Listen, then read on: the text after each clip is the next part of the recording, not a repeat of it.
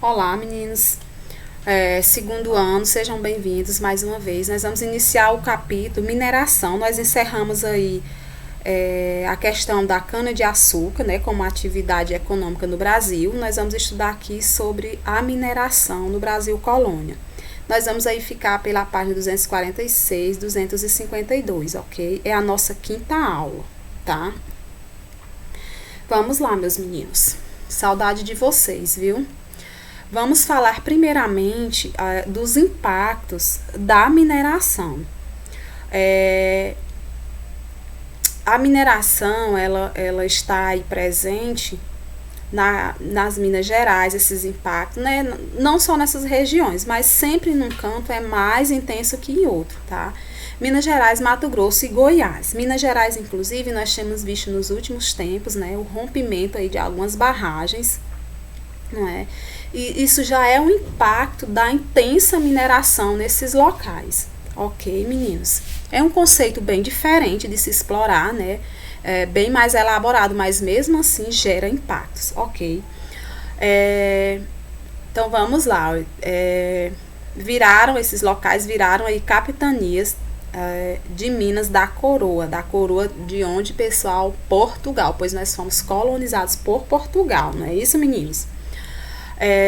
Diferente da economia açucareira, que estava no litoral, ela estava naquela região litorânea que a gente observa assim do lado do mapa, quando a gente olha para o mapa do Brasil, a questão da mineração ela foi um elemento que se expandiu pelo interior do estado, igual a pecuária, né? Eu acho que vocês lembram que eu falei que a mineração e o açúcar ele proporcionou uma atividade secundária que foi a questão da pecuária, que hoje nós chamamos de agronegócio, né?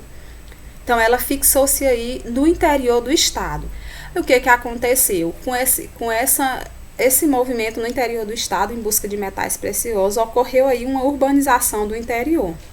Era uma sociedade extremamente rígida, estamental e móvel, tá? Tudo isso foi gerando ao longo do tempo e desse processo impactos ambientais, não é?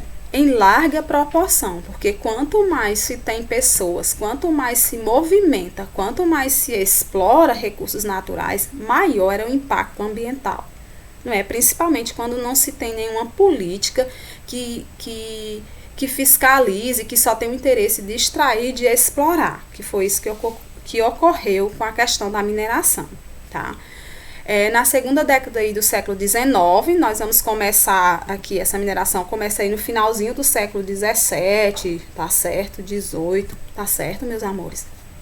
Então, nessa segunda metade do século XIX, as áreas florestais brasileiras, elas estavam destruídas, devastadas, né? Houve, assim, uma intensa erosão dos solos, assoreamento dos leitos, dos rios e riachos. Então, esse é o resultado do século XVII e XVIII, do final do XVII para o XVIII. Ok? Isso é o relato de um estrangeiro que ele passa pelo Brasil e ele traz esse relato. Calcula-se que o volume de ouro retirado, né, das terras brasileiras entre o século XVII revirou-se aí cerca de 4.000 quilômetros quadrados da Mata Atlântica. Então, é muita coisa, né? Um impacto, assim, de proporções gigantescas. Então, vamos lá. Como isso tudo começou, professora? Bom, meus queridos, isso tudo começa com as entradas e as bandeiras. O que é isso, professora? Entradas é uma coisa, bandeiras é outra? Não, basicamente são a mesma coisa. O que difere aí é quem vai determinar cada um. Então, basicamente, nós vamos começar com essa questão da mineração no Brasil com a decadência do açúcar, que nós estudamos. O que aconteceu? Com a União Ibérica, né, que nós já estudamos, a união das duas coroas lá, Portugal perdeu possessões muito importantes no Oriente e na África. Vocês lembram da nossa última aula, né? Então, assim, isso fez com que Portugal procurasse outra forma de ganhar dinheiro, porque o mercado açucareiro estava aí entrando em decadência e, principalmente, ele tinha um concorrente que tinha sido expulso daqui, que eram os holandeses, lá nas Antilhas, sem contar que os holandeses, eles dominavam aí a técnica de refinamento do açúcar, né? Então, eles ganhavam muito dinheiro com isso, compravam muito barato e ganhavam muito dinheiro, tá?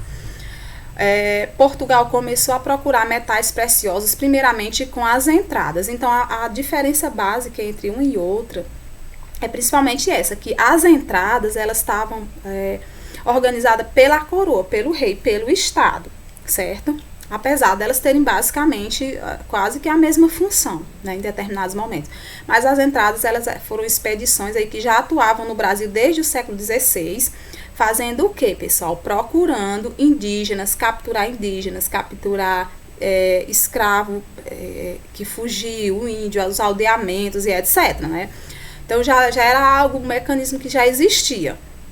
E as bandeiras,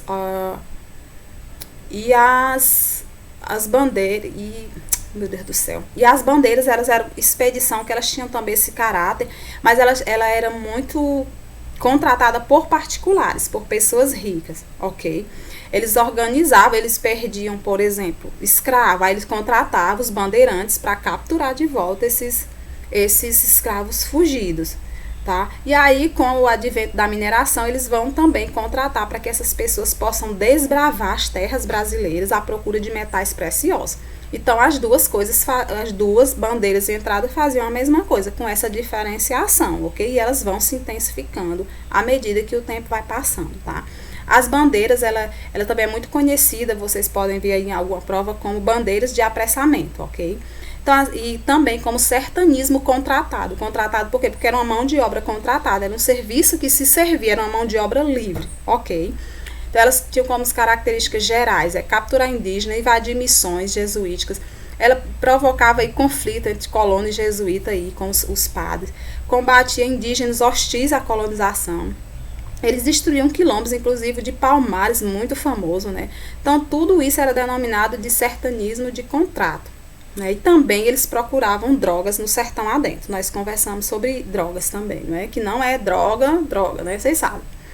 Além de tudo, eles ultrapassaram aí, nessa caçada, os limites impostos pelo Tratado de Tordesilhas. Então, isso é um problema também, né? A mais famosa expedição foi em 1674, que durante 7 anos explorou a região Centro-Sul, comandada por Fernão Dias Paz. Foi nessa expedição que se descobriram aí as primeiras minas, em Minas Gerais aí, ok? Essa expedição, ela buscou exclusivamente metais preciosos. Ela foi muito importante por conta disso, tanto pelo tempo de demora, né, quanto o volume de terras desbravadas aí atrás desses metais preciosos, tá? Elas eram aí também denominadas de prospecção, prospectar, captar, perceber onde se encontra algo, ok? Os caminhos do ouro, eles ficaram aí, né, onde é hoje atualmente, né? Sabará, Caeté, Minas Gerais, São Paulo, Cerro Frio, Mato Grosso, Goiás, Vila Rica, atual Vila Rica e Ouro Preto, né? Então, esses são os caminhos do ouro pelo Brasil afora. Inicialmente, esse ouro ele era captado de forma muito simples, muito rudimentar, que é essa forma aqui, que era chamada de aluvião. Por que esse nome, professora? Primeiro, porque era um local onde eles capturavam o ouro próximo de rios, montanhas, né? Por isso que recebe esse nome. E ele estava muito misturado com outros componentes, como areia, argila, etc. Então, primeiramente, se teve aí essa técnica de aluvião. Para ilustrar, eu trouxe esse aqui. Os garimpos, né, nesse período, eles eram muito rudimentar, praticamente era 2 palitos lá com um saco pendurado. Ó, eu trouxe também aqui essa imagem. Muito rudimentar mesmo, condições muito precárias, escassez de alimento aí gigantesca. Aí vocês me perguntam, estou escutando daqui, quem estava, professora, nesses locais? Bom, meus queridos, todo tipo de gente que você possa imaginar, de aventureiro, estavam nesses locais em busca de metais preciosos, pessoal. Afinal de contas, minha gente, você poderia enriquecer, você poderia mudar de vida se você encontrasse aí uma quantidade de ouro boa. Então, era muita gente. Lembrando que os escravos, a maioria eram escravos. Tá aqui outra imagem que eu trouxe. Por quê? Porque foi a mão de obra mais empregada no Brasil durante mais de 300 anos. Foi a mão de obra escrava, tá? Então, as pessoas levavam seus escravos para trabalhar nessas minas. Ok, amores.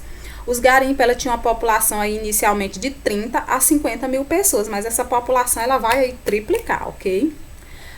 Muita gente morreu, muita gente perdeu a vida nesses garimpos, né? Principalmente por conta, né, como a gente fala, o sertão é brabo, o índio sertanejo era brabo. Então, assim, esse componente brabo é muito usado para denominar mesmo os sertões brasileiros. Ok, meus queridos?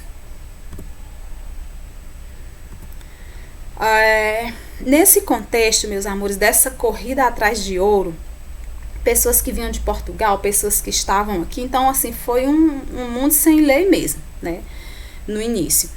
Teve um conflito aí chamado de Guerra dos Emboabas. Esse conflito durou aí um ano, mais ou menos, de 1708 a 1709. E o que foi isso, professora? Lembra que eu falei que tinha os bandeiras contratados, que ia procurar rotas do ouro e etc? Pois bem, esses bandeirantes, eles saíram e quando eles encontraram aí as primeiras minas, eles acreditavam que essas minas eram suas, né? Então, que a exploração dessas minas teriam que ser deles. Essas reservas eram deles, ok? Aí ocorreu aí que ele entrou-se em conflito, Minas, São Paulo aí, e o que acontece? O rei, Portugal, por sua vez, né, a coroa portuguesa, ela enxergava essas terras como uma excelente oportunidade de lucro, não podia ficar na mão de qualquer um, tinha que se ter uma forma da coroa ter sua parte. E aí foi acertado, diante desse conflito, e até acabou com o conflito, né, foi acertado essas questões de quem explorava, quem tinha direito, como isso ia ser feito, e foi basicamente isso, tá? Então foi esse conflito aí entre bandeirantes e portugueses ou colonos de outras colônias pela região da Minas, certo? Então o termo emboaba, ele é originalmente da língua indígena, que era usado para se referir a todo tipo de ave que tinha sua perna coberta de penas até os pés. Era um termo pejorativo, né, que os bandeirantes paulistas, para eles foi um termo que eles utilizaram para se referir justamente a esses outros indivíduos, né, que eram pessoas de outras capitanias ou portugueses, né, com quem eles entram aí nesse conflito. Em 1709, a coroa determinou a imediata separação territorial, né, os limites territoriais das capitanias, né, de Minas e de São Paulo, que foi onde ocorreu o conflito. Acabou aí o conflito, ok? E isso oportunizou o quê?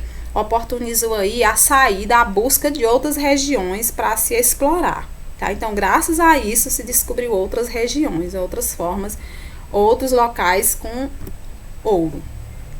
Sobre o abastecimento das áreas de mineração, não dá para falar da área de mineração do Brasil sem falar de como essas áreas se desenvolveram, como elas se formaram. Então, assim, ao redor dessas minas, expandiu-se e nasceu um mercado interno para atender a necessidade alimentar das pessoas, principalmente, né? Mas só que não só alimento, né, meu povo? Primeiramente, essas necessidades de roupa, medicamento, alimento, ela foi suprida pela questão dos tropeiros.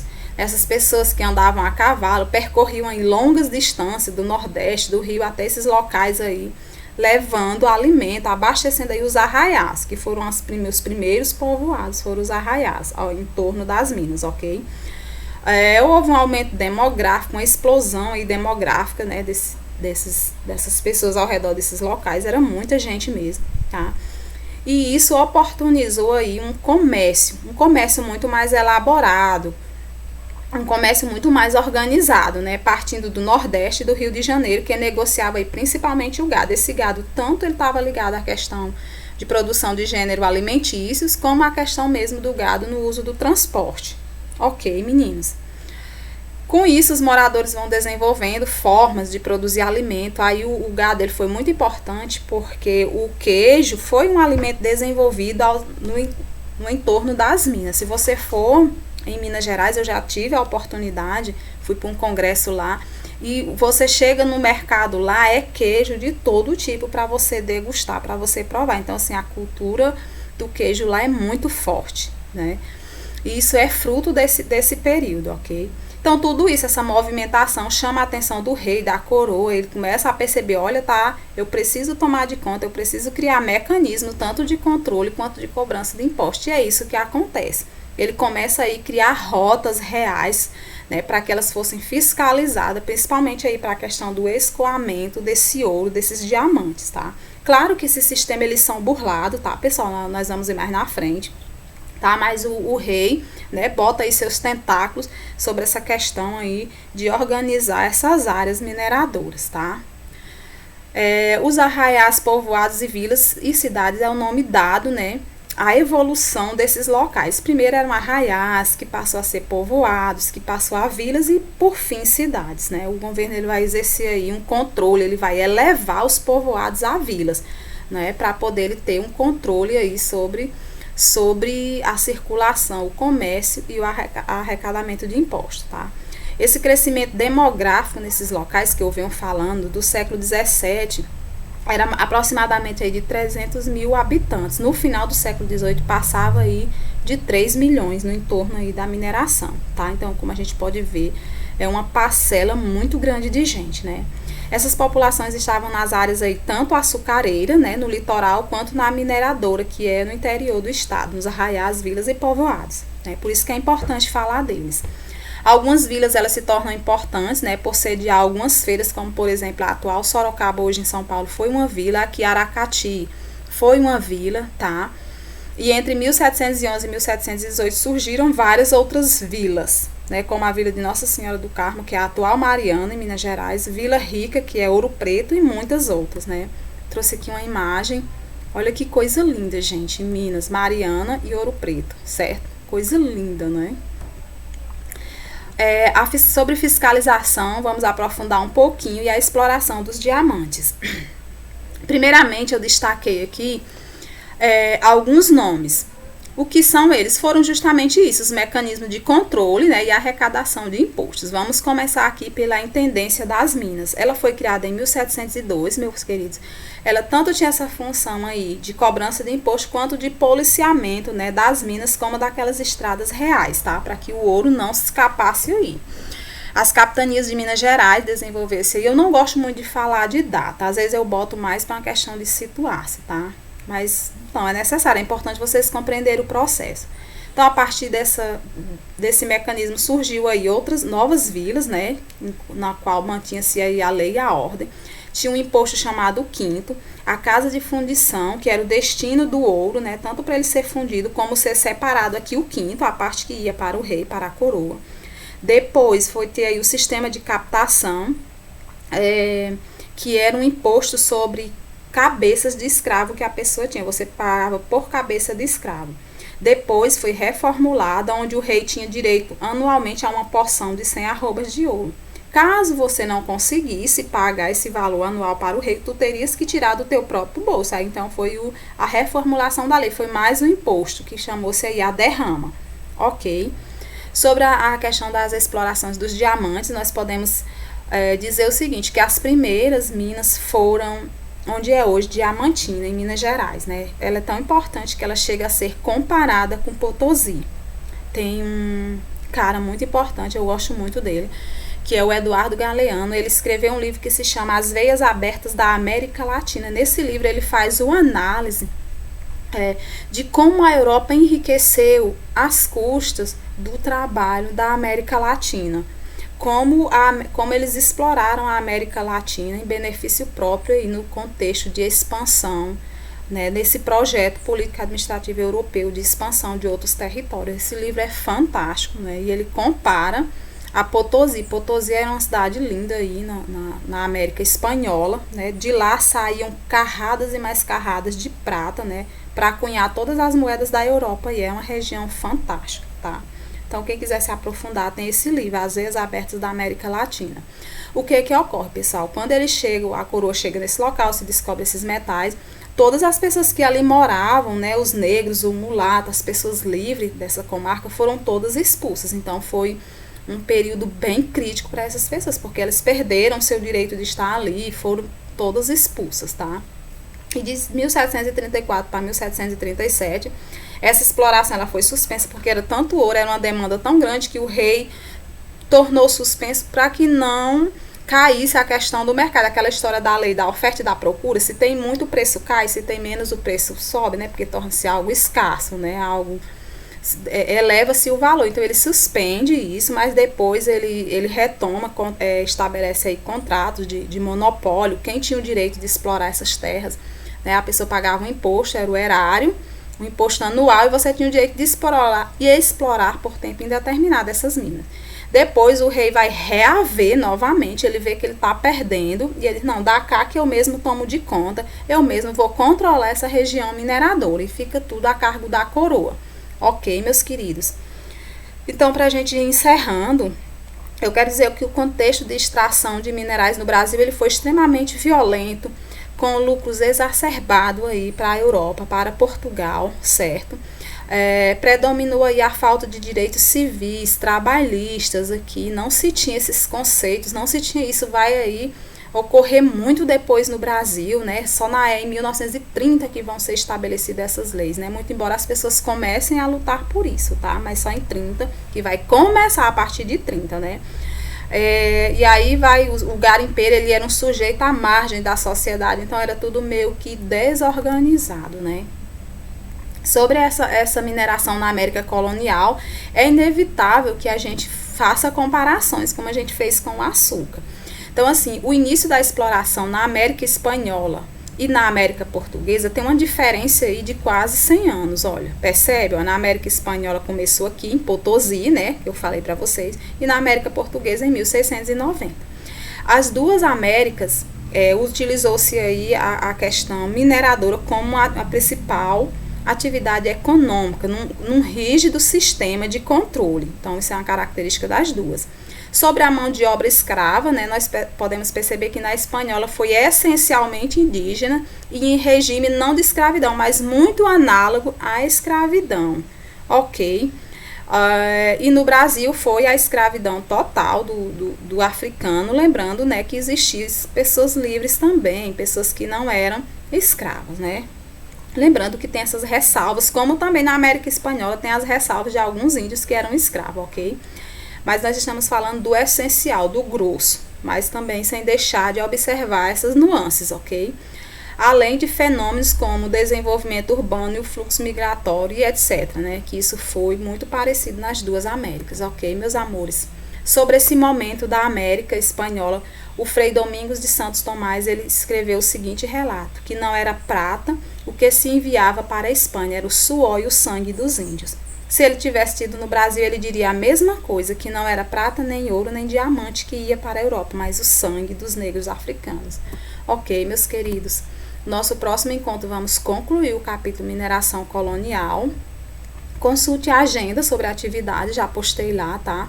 Coloquei um link para vocês fazerem uma viagem maravilhosa, então eu faço lá o convite para vocês fazer essa viagem maravilhosa pela cidade histórica de Minas Gerais, a parte 1, ok? Beijo no coração, fiquem com Deus e até nossa próxima aula. Tchau!